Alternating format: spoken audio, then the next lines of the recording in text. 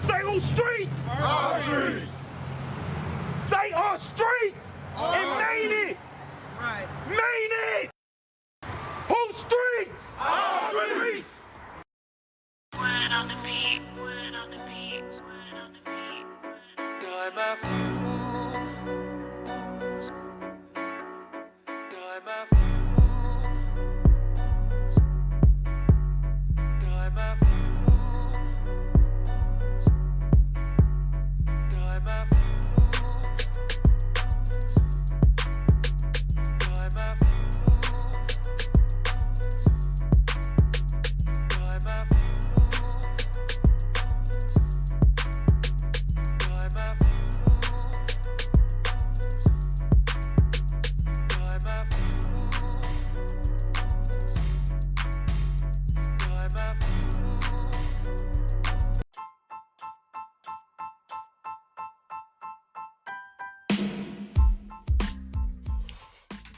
What up? It's your boy Bass, and y'all tuned in to another episode of Ends Podcast. Man, today, we're going to be talking about black entrepreneurs.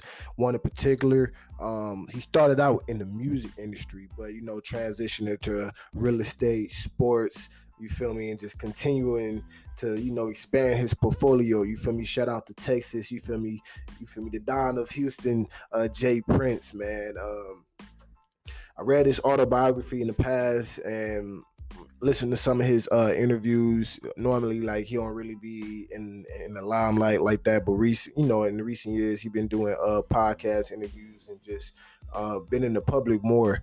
So he been really sharing more of his story, especially when he launched his book, dropped his book, and it was he dropped a lot of gems in there.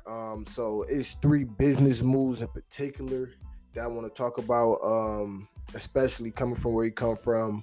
So just going into J.Prince, like the book was his book was just a lot of detail, just sharing the story about how he bounced back from losing his sister, who was hit by a train, and just seeing that and moving and basically reshaping his mindset.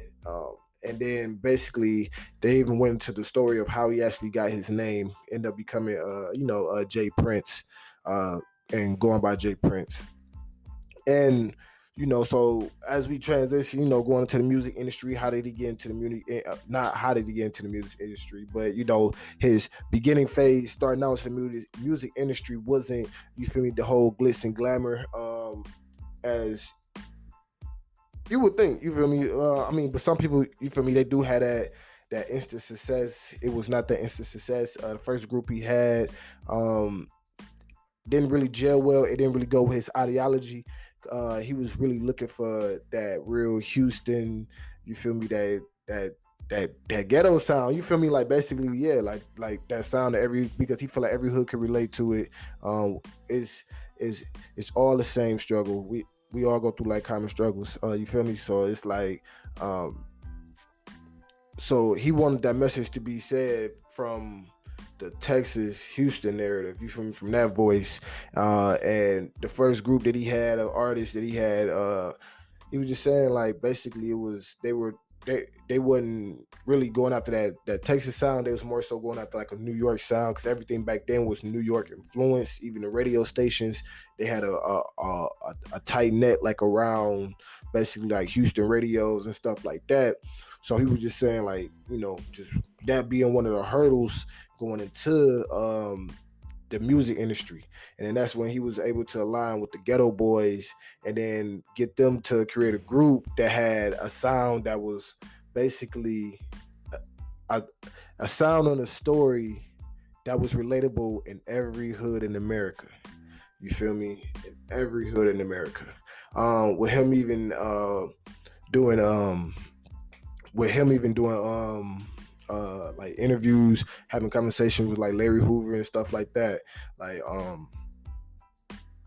J.Prince in the music industry has really been able to build like a solid foundation, and he did that by being the voice of the ghetto, starting out with the Ghetto Boys, bringing them together. And with doing that, he also utilized a marketing technique back then that, you feel me, was real big, I guess, because at that time you had to utilize everything that you had. You had to make the most of your current situations. You feel me? So they found value in everything. For that album cover where they had what you call it, he was laying on the hospital bed because he just got stabbed in the eye. That was real. Like, you feel me? And to find out like that was real. That really did happen. You feel me? Real deal situation, and it was in the heat of the moment. They took advantage of the situation and going against, you feel me? I mean, I don't know. Me thinking like, I don't know, like, you don't know if that'll be acceptable or not, but it's like, you feel me, like, boom, put it out there, like, shit, put it out there, man. Like, for real, just put it out there, because this is what's real, and this is what's really going on. He put it out there, you feel me, and like I said, Ghetto Boys had one of the like the hardest responses in the hood, and that was like before, like, I was really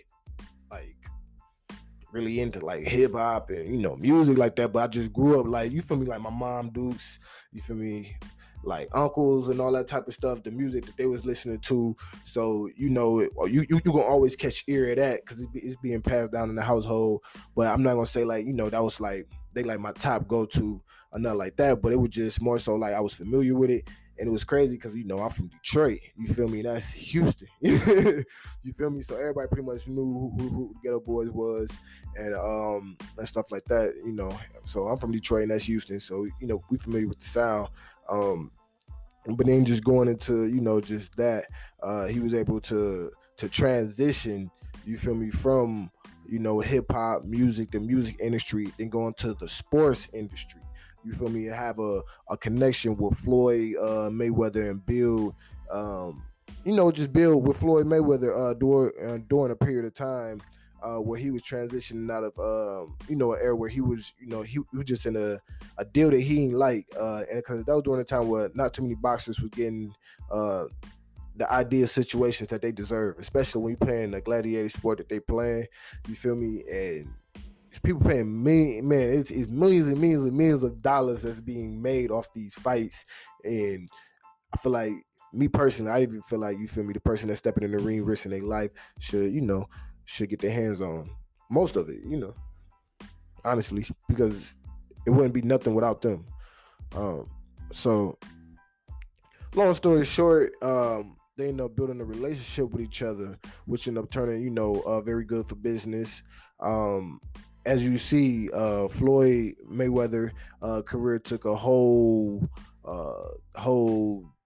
great path. Like, you feel me, he ended up building a legacy, going undefeated, you feel me, 50-0, and continuing to build that Floyd Money Mayweather brand and that TBE brand, and just continue just to make business moves.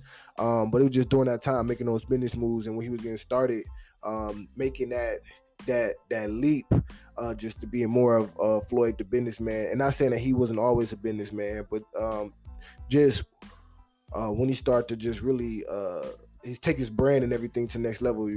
J.Prince, you know, was a presence around, you feel me, at that time. And, you know, he spoke about that too, you feel me, transitioning into sports and stuff like that. I feel like that was a pretty dope move in a sense, because when you think about like music, you learn how to balance personalities, you feel me, learn how to balance resources and resources for others, learn how to, you know, be able to guide and create a path and, you know, things of that nature. Not saying that, like, you feel me, I don't know the exact nature of the Floyd Mayweather, you know, relationship, you feel me, and how that structure actually was. I don't know the actual nature of it, but it was just that shift with understanding, you know, personality, understanding people, understanding potential, understanding, you know, investments, investing in the people, understanding that, you know, they would need certain things, and identifying, you know, just, you know, like being able to help and assist, and him being older, being able to mentor, you know, in a sense. With him having that business mindset and also building up that network. And then it was crazy because in doing all that, you know, you start to build this wealth for yourself. He transitioned, and, you know, I ain't gonna say he probably did it before that, but, you know, probably But like it just once you start building wealth for yourself, making all these business moves and stuff like that, man, you start to think like that. So he also invested into real estate. He's real big into real estate, man, investing in the farms and stuff like that, which is big. And in recent, and like in his books and in interviews and stuff like that, he spoke about that. Excuse me. Which is for me, I feel like in a sense is very like kind of like like another eye-opening thing. Like it's not just about putting on your eggs in one basket. You feel me? Being able to be versatile, open up your mind to different just different business just different business industries.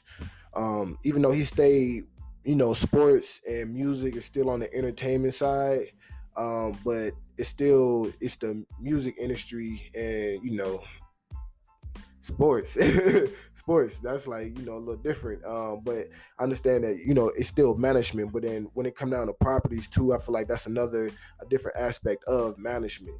And I feel like that's one thing that J.Prince has been able to be good about, was management of himself, his surroundings, and the people that he bring along with him. And that's what I kind of noticed within the things that he chooses to deal with, especially when you start talking about like real estate, man. You got to be good at managing, your portfolios and stuff like that. If you own multiple properties, I assume you have like a portfolio or something like that, like owning multiple properties and upkeeping those, and just understanding that takes management, like some type of management skill, or you're gonna pay somebody that does management, but somebody got to watch them. And that's one thing I feel like that he talks a lot about too, is overseeing, you feel me, the operations, and understanding the value of being hands-on, because he spoke about his trials and tribulations of going through that process of not being hands-on and seeing what I got him, and then being hands-on and also seeing what I got him as well. And just to top it all off with the icing on the cake is what we spoke about earlier in the episode, was his son. You feel me? His son taking up some of those lessons, and now is building a name for himself, making those business moves and building those connections, that network within the same industries as well. We want to talk about, just that connection with Drake. Drake is one of the biggest.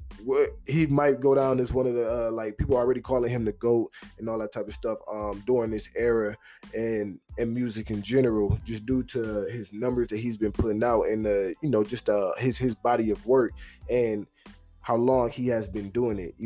He has a long resume, you feel me, which can be compared to some of the late greats, and people are currently compared to some of the late greats. And that connection and discovery started with J.Prince, and then J.Prince and Lil Wayne, and everybody just kind of came together. But I think J.Prince was probably on the probably, I don't know if he partaked in it like on the backside, like he wasn't really like hands on with it. I believe J.Prince was really more hands on with it. He discovered him. He was really more hands on with it. Brought him to Lil Wayne, and they kind of did what it do.